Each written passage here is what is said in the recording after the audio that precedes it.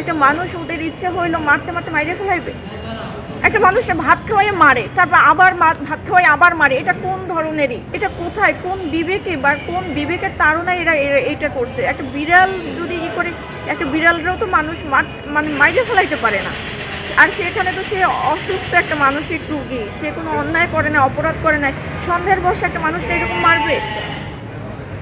আবরার যেরকমের সঠিক বিচার হয়েছে, ফাঁসি হয়েছে, আমিও চাই তদন্ত করে, ওর মা নাই, বাবা নাই, ভাই নাই, এই জন্য কেউ মানে হয়তো বা আজকের 2 দিন মানে হবে, আলোড়ন হবে, হবে, 3 দিনের দিন তোফাজ্জেলের নামটা মুছে যাবে, কিন্তু এরকমের কত তোফাজ্জেল আবার সামনে মারা যাবে অসহায়ভাবে।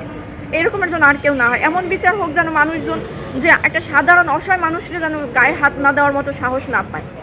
এই বিচার দেখে যেন মানুষ ভয় পায় যে না, আসলে একটা অন্যায়ভাবে একটা মানুষের মারা যায় না। আমাদের দেশের মানে বিবেক বলতে আমাদের মনুষ্যত্ব মরে গেছে মনে হয়। আমার আব্বার কাছে হলো 35,000 টাকা দাবি করছে। উনি ওর ভাবি হয়, ওর বড় ভাই যে মারা গেছে ক্যান্সারে। ওরা হলো 4 জন ফ্যামিলিতে, ওর বাবা, মা আর 2 ভাই। তো ওর বাবা মারা গেছে রোড অ্যাক্সিডেন্টে, মা মারা গেছে ক্যান্সারে, আর ওর ভাই ছিল বড় ভাই, উনি পুলিশের এসআই ছিল। উনিও গত বছর রোজায় লিভার ক্যান্সারে মারা গেছে। তো ওর ভাই মারা যাওয়ার পরে মূলত হলো আরও মানসিকভাবে মানে একদম উন্মাদ হয়ে গেছিল।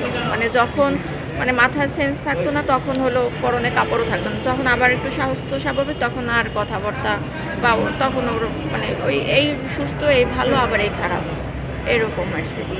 এই এই রকমেরই ও চলতেছিল, কোথাও স্থির থাকতো না। হয়তো বা আপনি খাবার খাচ্ছেন, আপনার থেকে চাইয়ে খাবার নিতেছে বা আপনার থেকে টাকা, ও কাউরে মারতো না বা ইয়েও করতো না, বা এরকম চুরি টুরি করার তো কোনো বিষয় প্রশ্নই আসে না। এখানে এনটিভি না কি জানে, এখানে রাজু ভাস্কর্যের সামনে কালকের হলো 5টার দিকে একটা মানে সাক্ষাৎকার বা একটা ভিডিও হইতেছিল, বারবার ক্যামেরার সামনে আসতেছিল, ভাই আমি একটু সাক্ষাৎ দেবো, সাক্ষাৎকার দেবো। তখন হলো ওই ভাইয়াটা বুঝতেছিল যে মানসিক রুগী, তো ওরে বারবার সরাই দিতেছিল। তাই ওই ভাইয়াটাও এখানে আসছিল, তাই বললো যে এই মানুষটার মারিয়ে ফেলাইবে। এরকমের জীবন, এরকমের যেন তোফাজ্জেলের মতো কারো জীবন শেষ না হয়, এরকম অসহায় একটা মানুষ এরকম যেন জীবন শেষ না হয়।